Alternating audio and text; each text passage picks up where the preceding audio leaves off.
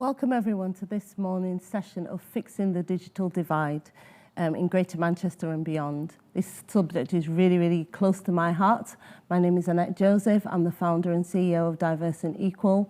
Diverse and Equal was actually founded to bridge the digital skills gap. We work with people from underrepresented backgrounds to train them up into digital roles, and we also work with organisations to help them to understand the tangible business benefits of diversity, to inspire them to create inclusive cultures where that diversity can thrive.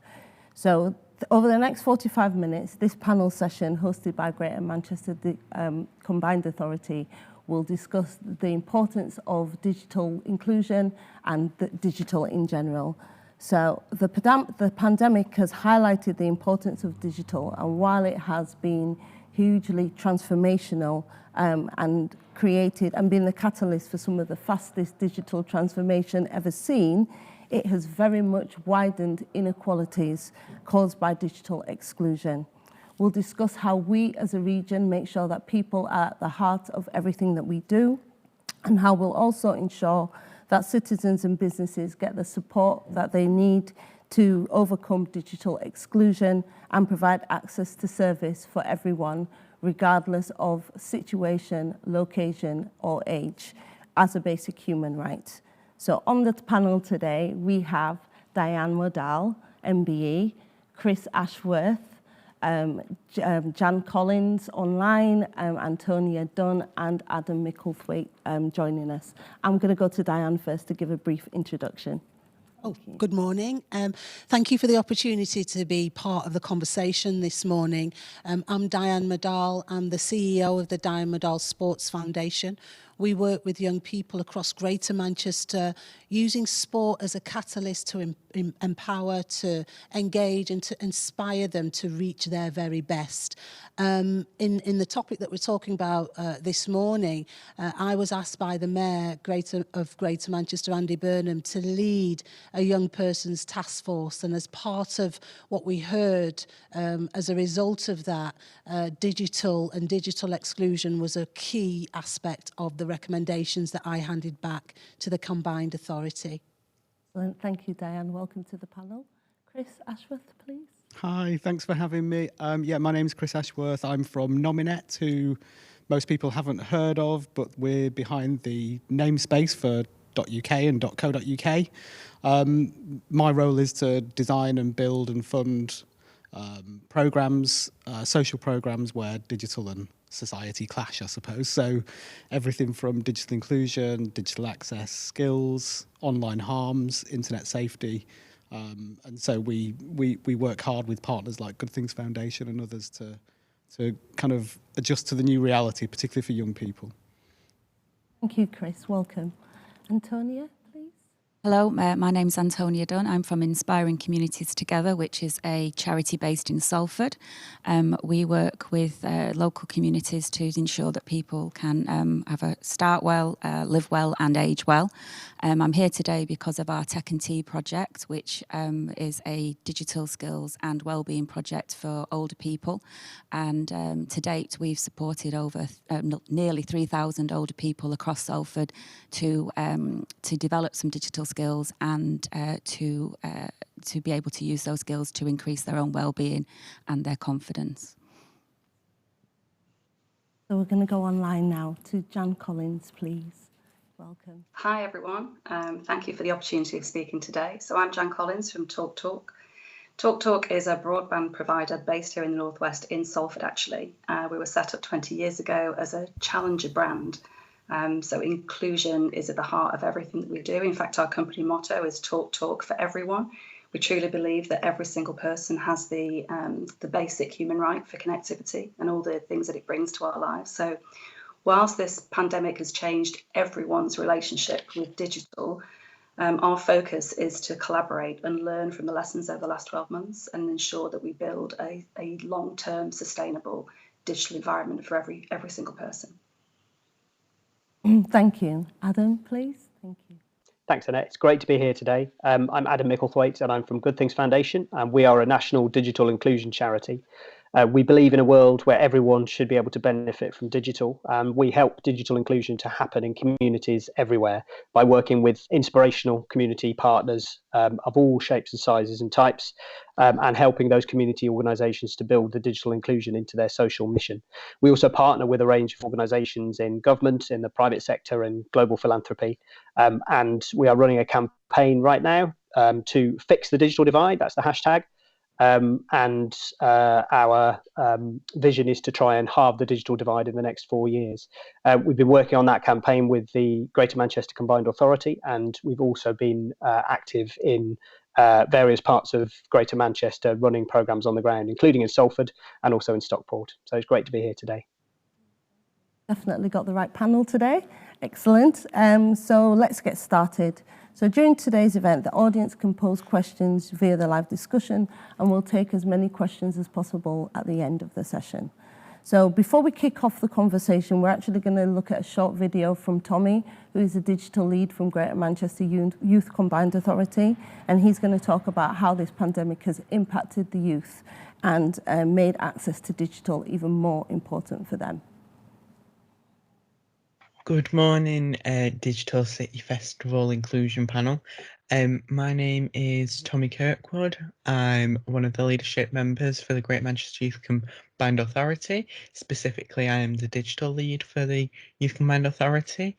And I'm here today to kind of give you a background on young people's digital exclusion in Greater Manchester and some other topics as well. So, this pandemic has been hard for everyone, especially those who have been digitally excluded. I myself am home educated, so I would not have the same experiences as people who would be in the classroom. But from the experiences of doing GCSEs at college with helps of the local authority, I have lost out on a lot of education, specifically in the first lockdown, where we had no English and maths lessons and we didn't get the exam results that we were told that we would get, and loads of other things because schools weren't digitally adept and prepared for this. And I know numerous students who do not have computers at home or tablets at home, and some who don't even have phones as well. So a lot of people who have digital access are marginalised, with low incomes, single parent families, and lots of other things. And sometimes they struggle with keeping up with the work the same as their classmates. But this is why you guys are here. Digital access is important for everyone because everybody should be able to access the in-depth information that's available on the internet and be able to better themselves using the internet with courses, education, with connecting to school whilst they're off, but also being able to do homework on a computer, which they may struggle with handwriting, they may struggle because all the assessments are online now.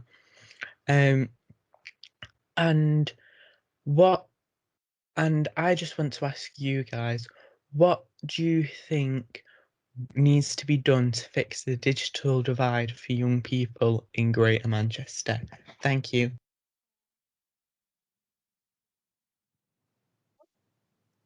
Now, in addition to the impact on young people that Tommy mentioned in the video, in Greater Manchester alone, as many as 1.2 million residents could be excluded in some way from accessing the benefits of the digital age. The benefits are fundamental to creating an equitable society, I'm speaking to you, and economic prosperity. So how do we do better and be better as a society? I'm going to start with Diane on this one, because the work that you've done with your foundation and with the Greater Manchester Youth Task Force has been amazing. So. Thank you. The ambition for the Greater Manchester Combined Authority is that we become the first or the 100% digitally enabled city connectivity region, which means that every young person, every person living within Greater Manchester is digitally enabled. My focus was on 11 to 30-year-olds as part of ensuring that they didn't become the lost generation. I think the most important thing we can do, and Tom's question was, how can we help fix digital exclusion, is we have to listen. First and foremost, we have to listen to what people are telling us, young people, people who live in Greater Manchester, and get a real understanding of what it means to be digitally excluded. It could be data, it could be kit, it could be training, it could be confidence.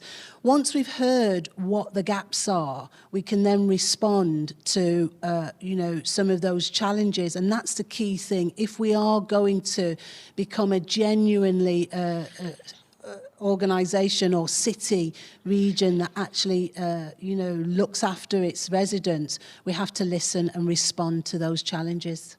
Excellent. Thank you very much. Adam, your work with the Good Things Foundation is building confidence and skills. So what impact is that having on people's lives and young people's lives in particular? Well, it's transformational. Being able, imagine a world where you're unable to access essential services online. You're unable to order food and medicine online. Imagine a world where you're unable to contact and speak with any of your relatives or friends online. And then imagine all of that during a pandemic where lockdown has forced us to obviously be in our homes.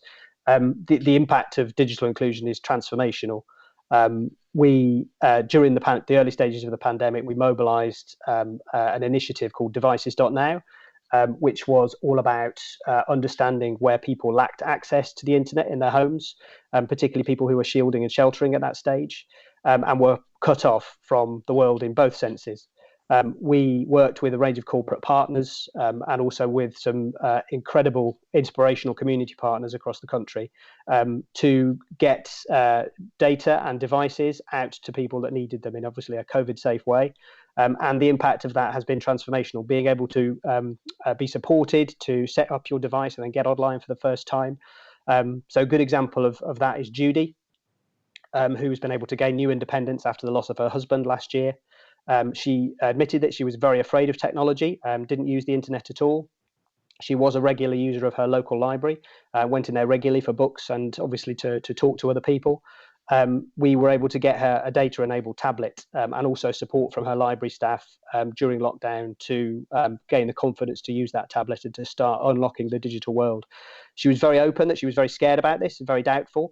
But she's come a huge way, and she says, I've come a long way from someone who was originally so scared of technology and computers. I've done things I'd never thought I'd be able to do.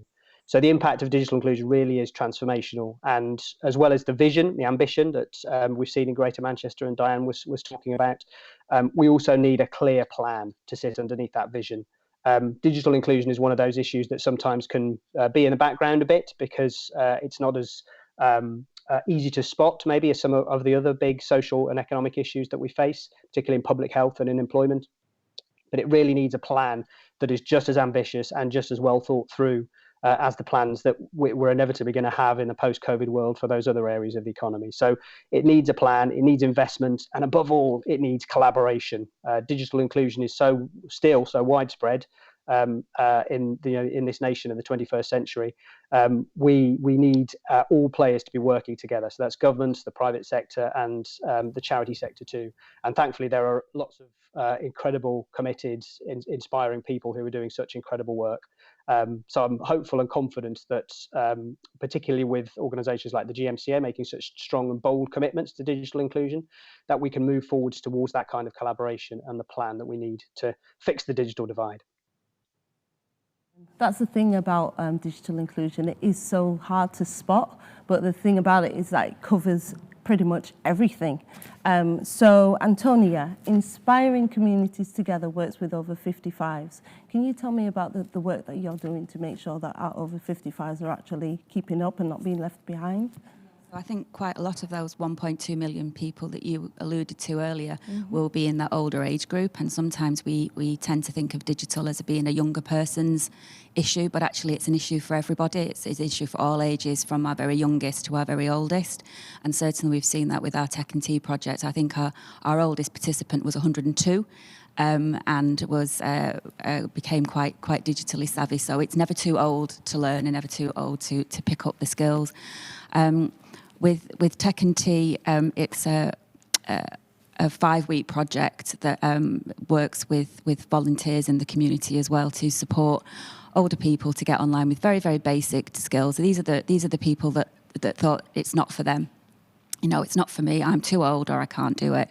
And actually, with a little bit of support and a little bit of help in the community, we found that people can do it, and actually they do increase their confidence, particularly with, as we know, with the pandemic, when we haven't been allowed to see people, we've not been able to have those family and friends coming round. Being able to do things for yourself has been a real bonus. So, you know, Elizabeth, who's in her late 70s, just before the pandemic ended, finished one of our courses and said, you know, she'd just moved on to using online banking, which was a really big thing for her, and that she was starting to do her food shopping. And she said, it just feels like I've still got my independence, and that makes me feel good. And it's about supporting people's well-being. So I think, you know, we alluded to public health before. I think, you know, digital is a public health issue as well as a technology issue, and we should look at it in that holistic way. Excellent, thank you. So moving on to the next question then. There have been some great collaborations going on during this pandemic. Working together this way has enabled us to learn from each other and at pace. So while on the one hand, we've broadened our understanding of what digital exclusion means and who and how people are impacted, there is more work needed to understand the people behind this, their experiences, their circumstances behind the statistics. So how do we ensure that the right changes happen, and what steps can we take to make sure to improve on this? So I'm going to go to Chris first, please. Thanks, Annette. No, it's a really good question. It builds on some of the points that the panelists have already made. I think what we've seen during the pandemic is where the sea change has happened is not just that people have recognised that digital inclusion is an issue, but it's the immediacy of how it's affected people. People in their communities, in terms of, you know, school-aged children or people protecting their relatives who were shielding. And suddenly that motivational barrier that always used to exist, which was the hardest sort of glass ceiling to push through for a lot of people, has dissipated somewhat because it's become a necessity. And I think with that added attention to the issue comes lots more engagement from people who worked on other social issues across the community infrastructure that we have in Greater Manchester and other areas, and that realisation that things can be done about it. So we saw this huge injection of collaboration and people's understanding. So that, to me, is the biggest transformation that's happened as a positive. And how do we build on that momentum and energy now?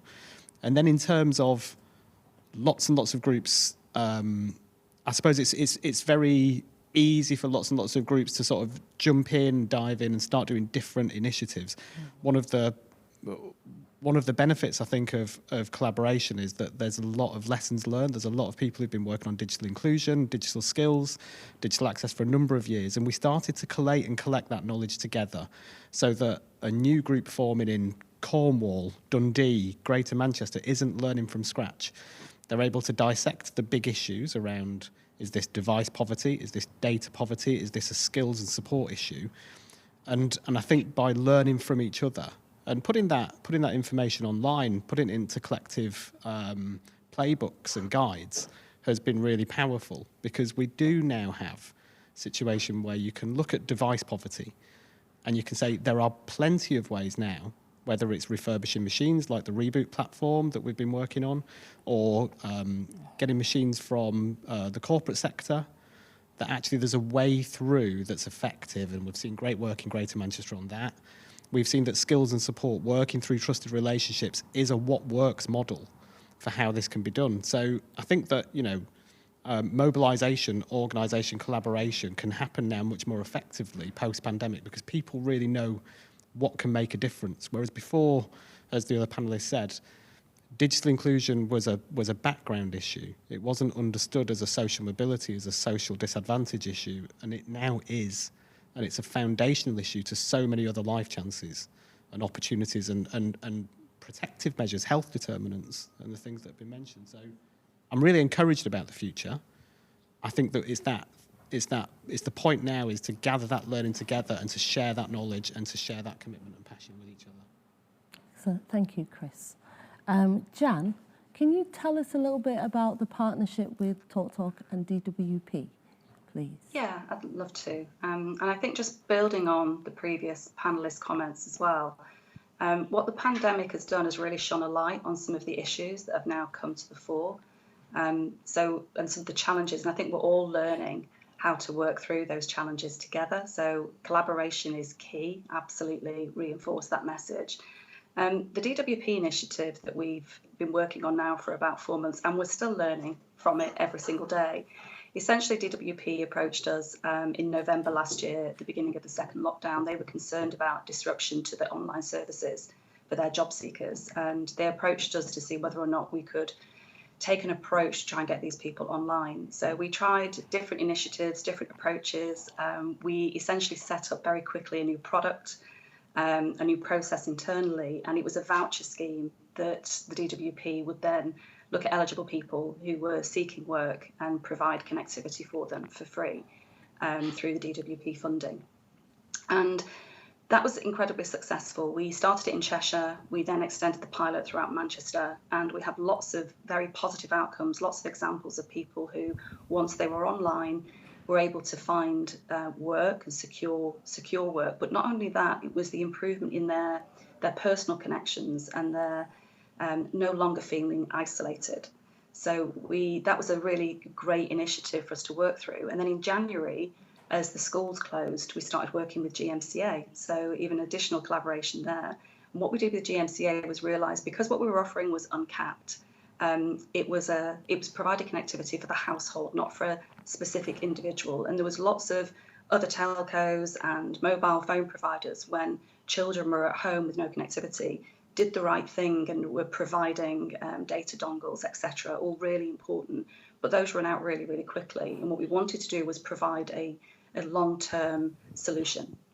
So we started working with GMCA and DWP and working with the schools in the region to signpost the initiative, the DWP initiative, to schools where they knew there were children that didn't have connectivity. So we brought those agencies together, and that was a really positive outcome, actually, to address the problem. What we're hoping now is that the DWP initiative will be rolled out nationally.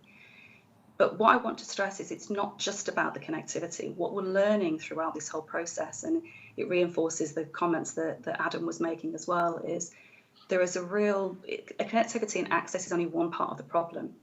There's also the confidence and the skills, having the digital skills to enable people to really work well online. And I think that's with collaborating with I know Adam, our organisation and your organisation, sharing some of that data and lessons learned. We're all still learning. And the key thing for me is collaboration is key, but also to have that cohesive plan across all of our industries, the private sector, the public sector. It needs, at the moment, it may seem slightly fragmented. There's lots of very positive initiatives, but we really need a cohesive plan moving forward.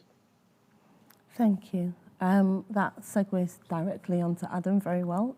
Adam, do you want to tell us about what you've been doing in this space as well, please? Yeah, I'd love to. I mean, I think it's important to stress that although COVID has certainly shifted behaviour and has made the difference for a lot of people in terms of their sort of motivation to get online, that there is nevertheless still a big underlying issue. So important that we recognise that and look at it eyes open. Digital inclusion really does strongly correlate with poverty and with social and economic disadvantage and that set of barriers. And we really need to be aware of that when we're designing the plan and the interventions to try and fix the digital divide. The other point is that digital is effectively how we live. some research from McKinsey last year was showing that digital transformation they thought would accelerated by 10 years in 1 year. So it really is everywhere in our lives. I mean, we're doing it right now, and people are living their lives through digital. Digital is also how we work. In 2019, 82% of jobs required some level of basic digital skills. The figure now will clearly be higher and set to increase further. So digital is almost synonymous with the way we live and the way that we work. So to that extent, we believe that digital inclusion needs to be everywhere. It needs to be built into all social interventions, all products and services, all ways of working. And that's the only way really we're going to be able to tackle it at the scale of impact that's required. So it needs to be everywhere. And I think to your question, we work extensively with organisations in the community sector, and we do that because they are able to build the trusted relationships with people that face those range of barriers that associate with digital exclusion, and help them to build the confidence and skills and the motivation to move forwards. Also help them with the access, as we've talked about. So the role of the community sector in particular, I think, is critical, and it doesn't just happen. There are amazing people out there who are working their socks off day in, day out, night in, night out, to make these incredible differences to people's lives. But nevertheless, the community sector, from a digital inclusion perspective, from all perspectives, it needs investment, it needs support. And for digital inclusion, it also needs resources that people can use to make that job easier for them. And that's what we try and do at Good Things Foundation. So we worked with the Salford City Council on a project called Digital U for 2 years. And this was all about building a community movement for digital inclusion. So trying to engage as many of the community organisations as we could in the most disadvantaged parts of the city, working with them to build their confidence in how they could embed the digital inclusion into what they did. There was a food bank, there were libraries, there were social enterprises, there were small charities, a whole range of different organisations, all doing incredible work. And we had a person on the ground who was there to provide the support and help them to understand how they could use resources such as Learn My Way, which is an free online learning platform we've developed as a charity to help other organisations do digital inclusion, but also to get them networking. Really important that we were able to build that sense of shared mission across the city, and that all the community organisations engaged in doing digital inclusion were part of that broader movement. And it was a successful programme. We're really pleased that the community organisations involved are continuing to meet and they're continuing to do their important work. But as I say, it needs continuing support. It needs investment. It needs resources. It needs commitment from the top.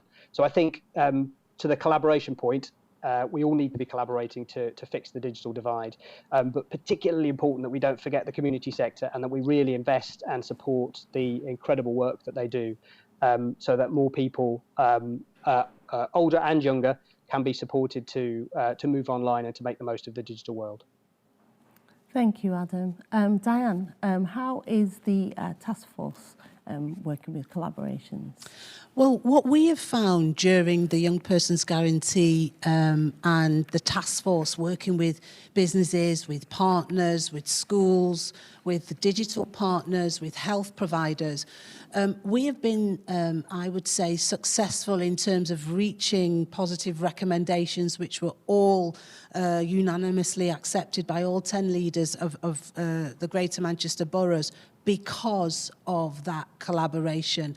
I think the difference is everybody was galvanised by the challenges that the pandemic was posing, particularly to young people. So we didn't have that much challenge or pushback to get buy-in, to get engagement for our partners and key stakeholders to understand what we were trying to achieve, particularly whilst young people were continuing their learning at home. It was really essential that we provided them with the digital connectivity that they needed, and that has been really positive. I think, beyond the collaboration and the resources and the plan, I think we also need to reframe how we talk about digital connectivity. Everything I've heard, in terms of this conversation, it feels to me as though it is a public health issue because we're going beyond the kit, the dongles, the data, all that which we know is essential to live our lives today. But the part that I think is even more crucial is the impact on people's mental health and well-being. Yeah. So if you are not connected, you are clearly disconnected from the world in many ways. And we can't allow that to happen. So we have to collaborate more, drive more resources and get the plan right. But I think in order to be heard, we potentially have to think about how are we framing this conversation? Is it really landing with the people who have got the powers and the influence to be able to change the landscape and actually reach some of the targets that we're talking about? It is ambitious for Andy Burnham to back our call to be the first 100% digitally enabled city region. That's ambitious, that's bold, but it's doable. But I think it's only doable if we've got the right people backing us and behind us. And that, for me, is government and them understanding that it's not about Greater Manchester saying, give us more laptops, give us more phones, give us more tablets. It's about saying our region is actually in real danger of suffering mentally and suffering from a well-being challenge if we don't get this right.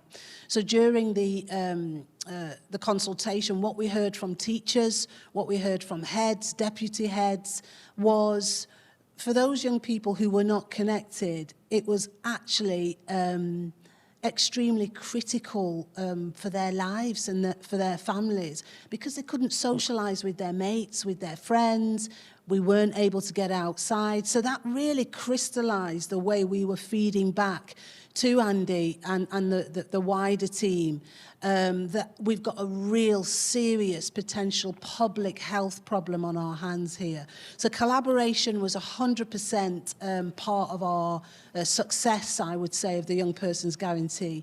But where we are now, we still have some way to go to really get a grip of how we fix the challenges that are still out there.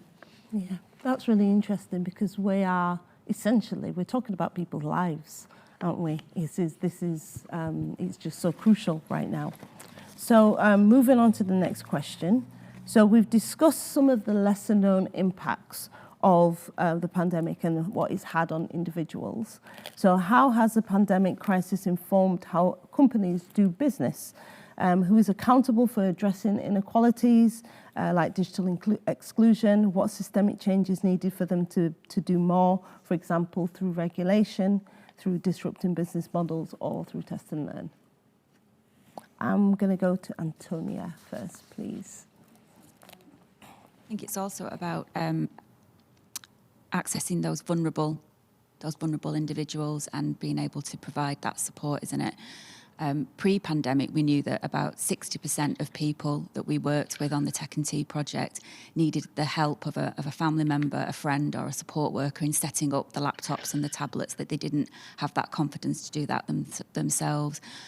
With the pandemic, suddenly all those support networks were gone, and we knew that to deliver Tech and Tea, we couldn't do it in that way, and we needed to flip things. So to support to provide that support, what we did was we actually set up the tablets initially for people in that COVID insecure way, and delivered those tablets to people's doorsteps, and then provided them with multiple telephone conversations to support them to take it out of the box, turn it on, press this button, do this, so that they could actually then get onto a Zoom call and learn those skills that they needed to do to be able to then enable them to access all the things that we've talked about, talk to their friends and family, do their online shopping, find out, how to watch those come dancing videos from the 1970s that make them smile, all those kind of things, because we're talking our cohort is in the 60s, 70s, 80s and 90s, and it was a challenge, but what we needed to do was to flip what we were doing and respond in a different way using the partnerships that we have. So we didn't do any of this work on our own. We pulled in with Salford CVS and Age UK and the council and housing associations and neighbourhood workers, everybody pulling together to to provide that support so that we could get the older people online, and so that they could get the benefits that we've talked about in terms of their well-being, in terms of their confidence, and in terms of their own mental health. So I think it's just echoing what everyone else has said around that collaboration, working together. It's not one size fits all. There's going to be a variety of different approaches depending on who and what people's needs are. But it is doable, and we can do it. And I think we need to be really proud of what we've achieved across Greater Manchester with all these different initiatives that have been going on and the work that we've done. Give ourselves a pat on the back. There's still a lot of work to be done, but I think we should take stock of the work that we've done to date. Excellent, thank you. So Jan, can you tell us a little bit about the plans for Ofcom and the Manchester Digital Hub, and the part that regulation plays in all of this as well, please? Yeah, absolutely. So I want to start by just being really honest. But TalkTalk's a digital business, and even we had our challenges throughout the pandemic last year, and they occasionally continue. So, we were in a position where we had to get all of our customer service teams working from home, but still make sure we had the right security and privacy regulations in place. We were still having to deliver installations in a COVID secure environment. At the same time, we were challenged because we saw our network soaring by 40% over that period. So thank goodness we kept the lights on, and our network managed with all that capacity. But I think every single business has been challenged. And when it comes to the responsibility of who's responsible for it, from our perspective, whilst collaboration is really important, and we're doing what we can to work with both public sector, private sector, really it's government. And I want to reinforce the message that the rest of the panelists have said around, we'd really like government and challenge government to take a look at the work that we've done with DWP, the voucher scheme that we've put in place. That's a really replicable programme that we could then take out to other agencies, and it's a long-term solution. I think that's what we're looking for here. We've seen some great initiatives for people really doing the right thing to provide connectivity in the short term, but how do we address the long-term issue and provide a sustainable digital world for everyone? So government absolutely have a huge responsibility here. With regard to Ofcom, and I'd say even BT Openreach, so we're currently in discussions with BT Openreach, who control the broadband network largely across the UK. There is a fixed cost that we have that, if we can work with BT Openreach, and we are in discussions with them, and we do hope to have a positive outcome. But if we can reduce the cost to us, then we can pass that reduction on to our consumers, to our users, and provide a much more affordable broadband connectivity service. We are a value brand already. We pride ourselves on that. But if we can reduce those costs, that would really help. So watch this space. And with Ofcom, so Ofcom are in a position where they have the knowledge, they have the insight, and they absolutely have the influence. And we would like them to essentially be accountable for that influence and work with government, work with BT Openreach, and work with every provider to come up with a cohesive plan to address this long-term, as a long-term issue. Jan. Chris, we've just got just under 10 minutes left, but do you want to add anything to that? Yeah, I think, and starting with Diane's point and building on what the others said, I think it's easy to use the word collaboration, and we all say it and we all mean it, but then it's kind of, and what do we mean by that? Because there's collaborating at a national level, there's leading at a national level, there's the organisational capacity at a regional level, and then there's the delivery at a hyper-local level where those trusted relationships are. So that's one point that I think we need to, what do we mean by collaboration and who's going to lead? And I think the point's been well made by the other panellists, particularly Diane first on the framing. This is a welfare state issue. When we think about the welfare state, one of the proudest things we have in this country, it's changed. We need to update kind of the software that we have for the welfare state and start to understand that digital now has a role through, and it permeates every aspect of society and life. So it's about health, it's about mental health and well-being, it's about your physical location and distance to essential services, which there are some incredible benefits of digital. It means you can speak to a GP, you can have a video conference with a GP to address an immediate or important health issue, it means you don't have to go into a crowded place where the R rate might increase if you need to get online prescriptions.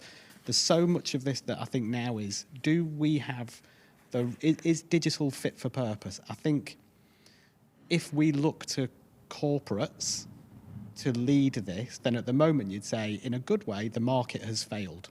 There were 1 million young people without a device and connectivity during the pandemic. Whilst the market has failed, the market wasn't responsible in the first place. If we consider people as customers, then we're doing something wrong. People are citizens first, and digital now has a role in the life, the social aspects of people's lives. So I think that's where it has to be taken much more seriously as a cross-cutting, fundamental part of the everyday infrastructure of people's lives. We need to move away from thinking about copper wires in the ground and the big investments. I'm absolutely right talking about OpenReach and Ofcom, but we've got to take that person-centered approach. So we can take that individual like Tom in the first video and say, right, what does that person need? What's affecting them? What's their ability to connect? What's the right device for them? What's the right connectivity for them? What does it mean to be offline, and what does it mean to be online? How much data do they need for their schooling? How much data does an older person need? And we need to start to think about it as a social prescription, as a welfare state issue. And I think then we can start to move the conversation away from customers to citizens. Yep, excellent. Thank you very much. So we can go to questions now, if we have any live questions. No, we don't have any. So does anybody have just one, while we've got a few minutes, one key takeout that you want people to know before we wrap up? So literally like 30 seconds, if you can. I think the key takeout for me would be reframing how we talk about connectivity, digital connectivity, and digital exclusion. I think at the moment we are in danger of looking at it as a nice to have. It's a nice thing to be digitally connected. In fact, that would be the wrong way of looking at it. It's a must-have.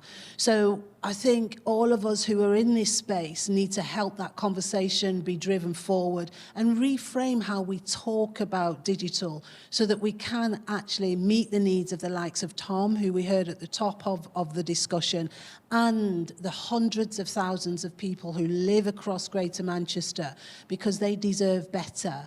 And I think we're part of the solution in driving that forward. Excellent. Thank you. Chris? I think we have the tools, we have the resources in terms of the collective insight and understanding. We have momentum behind this now. I think, as Diane says, put this near the top as a national infrastructure issue, and trust that the hyperlocal organisations, the regional authorities know what needs to be done, can do it, because we have the understanding. We've got what we need to get on and do this and really close and fix that digital divide now, and we know the level of importance it has. So let's use the crisis of the last year and turn that into a positive where we can, to actually now go forward and really do something about it. Put people first. Excellent. Thank you. Antonia?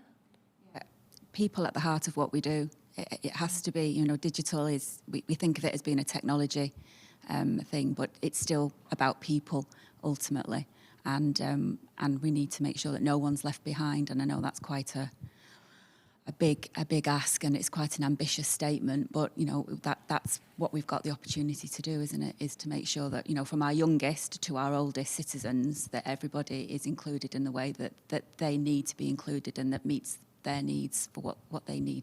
Excellent. Digital for. Thank you. Adam, please, if you could just 30 seconds, if that's okay.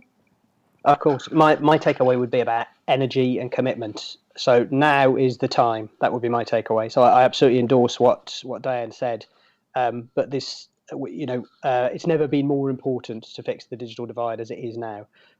We've seen initiatives in the past that have been well-meaning, but some of them are slowed down and eventually stopped. It can't happen this time. It really can't. Now is the time when we need the investment, we need the commitment, we need the collaboration, and we really need the action to be there, not just the talking, but the action. So I think now is the time is the message that I would leave you with.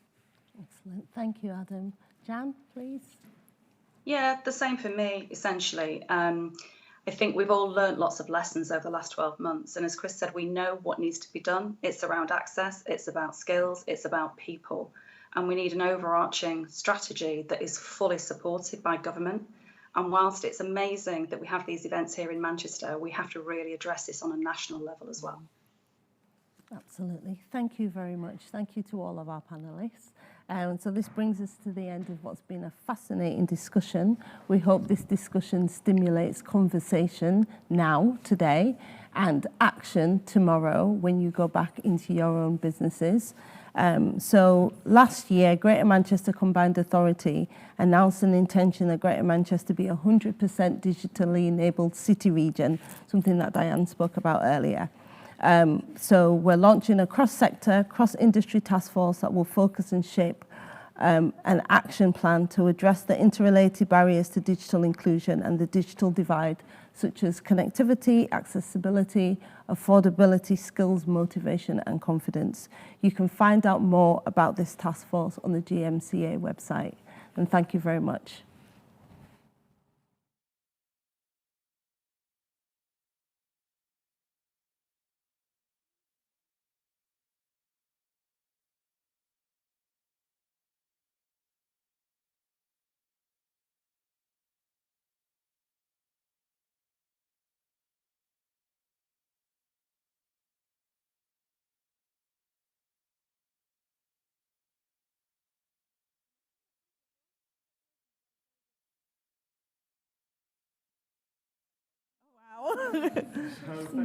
Well done, everyone.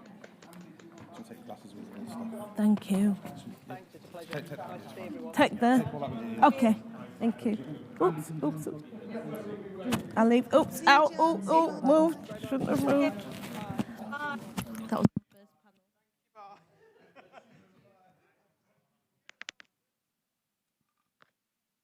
Oh. Take that one. Take that one out because I don't want them that far away from. Oh shit! Quick reframe.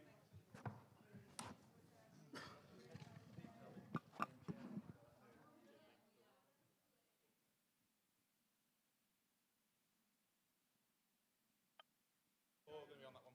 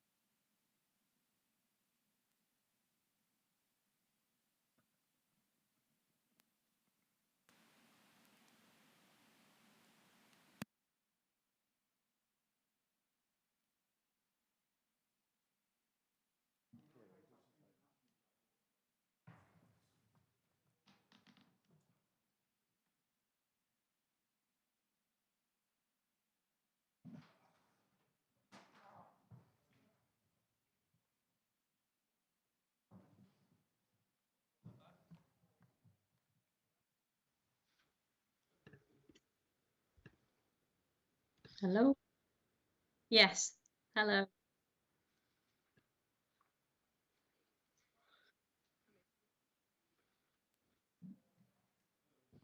Great. Kieran, could you frame, or where's that? Who's Jamie's on that one? Is he? Yeah. Can you just frame? I look like an idiot. Look at this haircut, Kirsty. What's going on? Are you in a suit? I am. Yeah. Goodness me. It's bad, isn't it? Andy, just a bit. Very smart. Yeah, Goodness. just touch it a Never bit. see that. Just to touch it a bit. Keep going, keep going, keep going. Oh, that's wee. Whoa. Oh dear. So I've got all sorts of things going on here. There we go. So that goes in there like that. Somebody give me a Strange to be countdown,